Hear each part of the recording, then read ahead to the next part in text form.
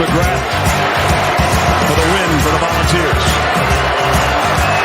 From 40, on the way, knuckleball. He got it!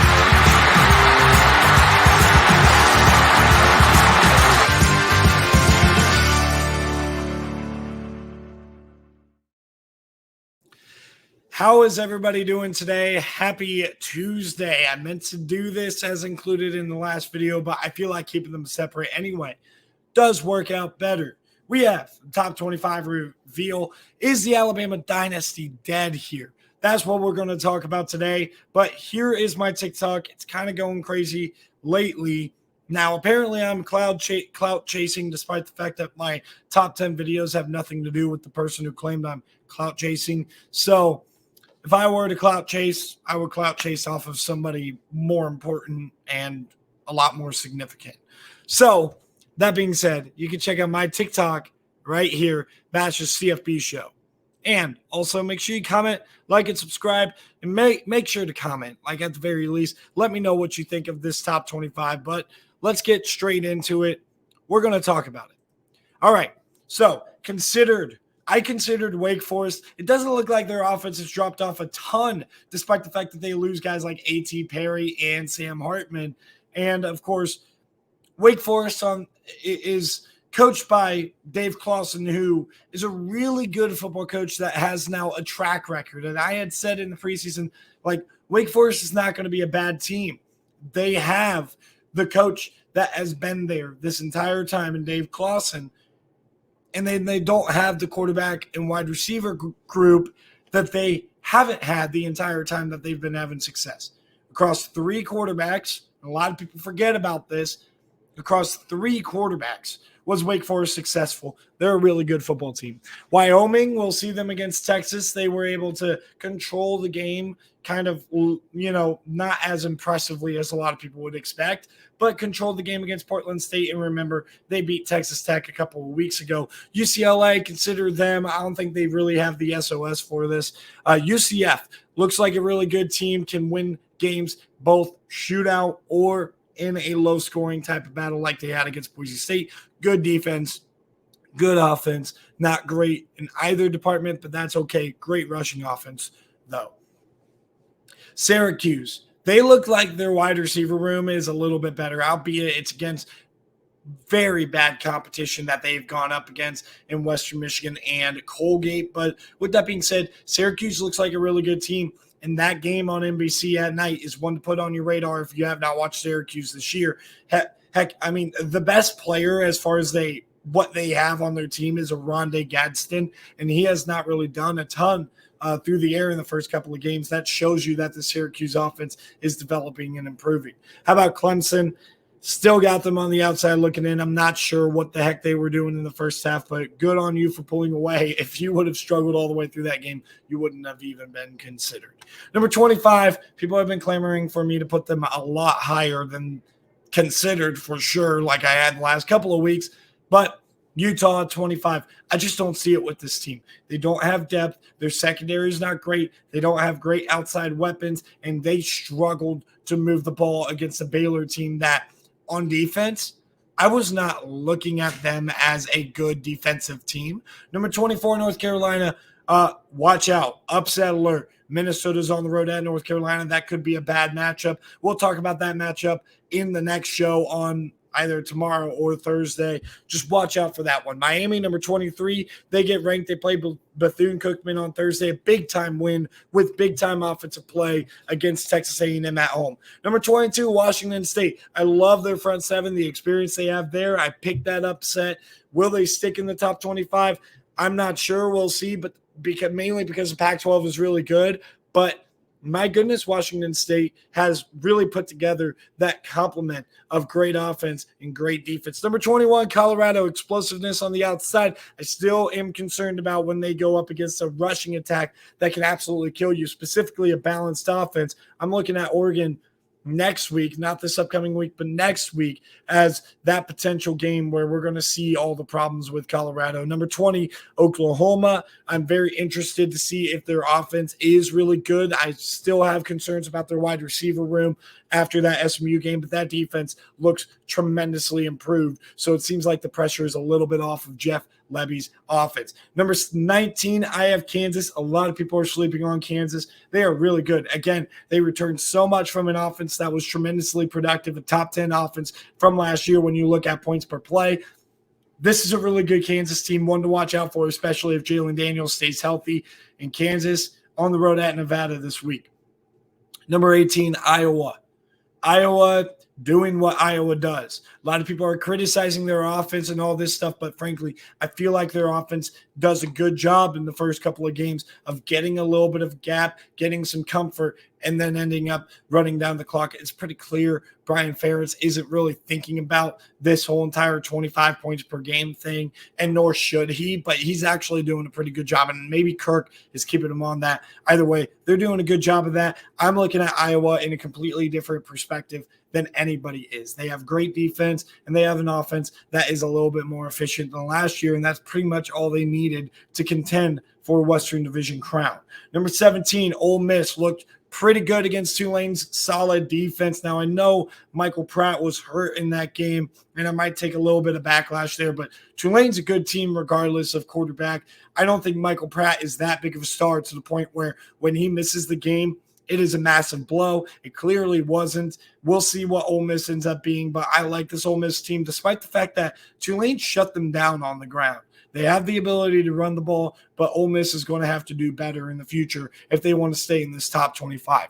Number 16, Duke. Impressive win against Clemson. They go on and dominate Lafayette. Nothing much to say about this experienced group. Number 15, LSU. They could easily rise. I think a lot of people are really sleeping on LSU because of the fashion or the final score that they had against Florida State. I think we need to just settle down and take a chill pill and say this LSU team can still be very good. This LSU team can still very easily be a contender in the West, especially with Texas A&M looking a little bit vulnerable on defense. Number 14, Tennessee. They looked putrid against Austin Peay. And they are very lucky, Tennessee fans, that I didn't slide them lower. I'm giving that offense a benefit of the doubt, mainly because the defense doesn't look horrible early in the season.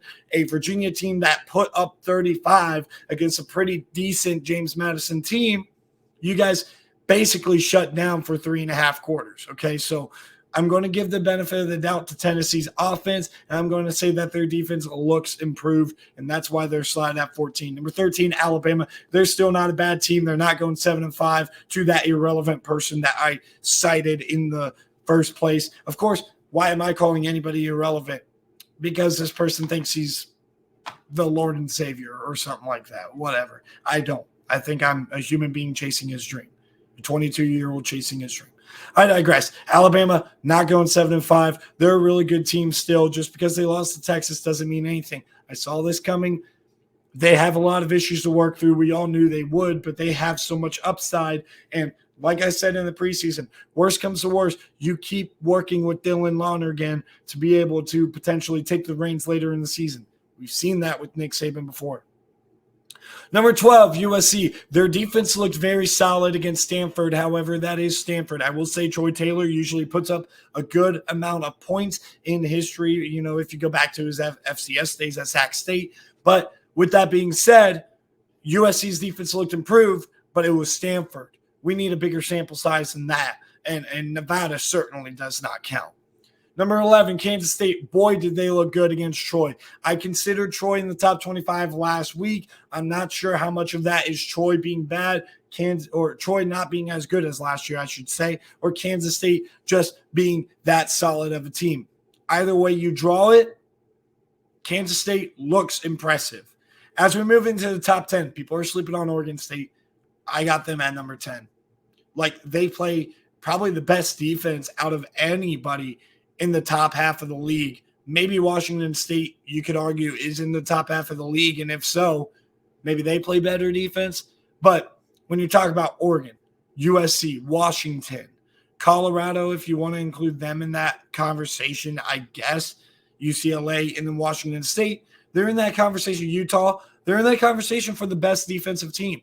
Washington State and Oregon State have probably the two best defenses in the league, with Utah and Cal probably right below them, Oregon, then, and yeah. Number 9, Notre Dame. They look really good. They struggled a little bit for 3 quarters against NC State, but when they had the opportunity to pull away, they did. They ran away with that game, and it was also a weather delay and stuff. They came out firing out of the weather delay. How good is this Notre Dame team going to be? I really don't know. I have concerns about their wide receiver room and their pass rush, but they look solid everywhere else. Like, their offensive line is absolutely dominant. Their run game can go toe-to-toe with any front 7 in America. So the question for Notre Dame is going to be, how does their pass rush and wide receiver group develop? Because that is the difference right now between contending for a national championship and just being a really good team that could contend for a New Year's 6 spot. Number 8, Oregon. Still have a little bit of concern about that defense. Texas Tech lit them up for a large portion of the game. And Oregon was very lucky to cover. And Oregon was very lucky to I shouldn't say lucky. They were very fortunate that they found themselves in a situation where they could get out of Lubbock with a win. But Lubbock is a weird place to play. Just like Lubbock, Texas's own Texas Tech had to go up to Wyoming, and that's a weird place to play. I think that Oregon's survival here, they can learn a lot about their team. Number 7, Penn State. They look dominant. Drew Waller, I still don't know why he's receiving a ton of hype. He could be a really good player, but we got to admit that West Virginia secondary last year wasn't great. Okay? Delaware is Delaware, and he didn't even throw a touchdown pass against Delaware. We'll be very interested to see how Penn State looks against Illinois this week, specifically how Drew Waller looks. Number 6, Ohio State. Struggle game again against Youngstown State, but it was a struggle second half. They were up 28-7 at halftime. Nobody really blinks an eye at that. And then you see the final score of 35-7, and you're like, what? They were clearly doing some experimental stuff on both sides of the ball. Like, Cam Martinez started the game, got smoked a couple of times on the first drive of the game where Youngstown State scored a touchdown. We'll see what Ohio State develops into. Number 5, Washington. Maybe has the best wide receiver core in the country. I know I was talking about Texas in the preseason for those of you in College Football Universe, and if you're not, go over to Facebook, search College Football Universe in groups. You won't regret it. Washington here, they're really good. I mean, Jalen Polk, Jalen McMillan, and Roma Dunze are 3 of the best players at the wide receiver position in the country, and people know about them. But I'm not sure if people are giving Washington as a team as much respect. They look improved on defense. We'll see how that defense plays in Pac-12 play when they go up against other great offenses like Oregon, like USC. It'll be very interesting to see how that plays out. Number 4, Texas. Hook 'em. Big win against Alabama. The defense showed up. They played really well. Quinn Ewers showed up. He played really well. The run game wasn't there, but I felt like that was going to happen because Alabama just does not allow people to run the ball on them. Number 3, Florida State.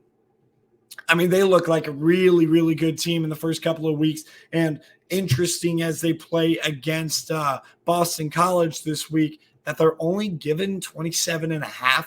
That doesn't seem like enough to me. I feel like Florida State's going to hang another 50 burger on another team. Number 2, Michigan is right there.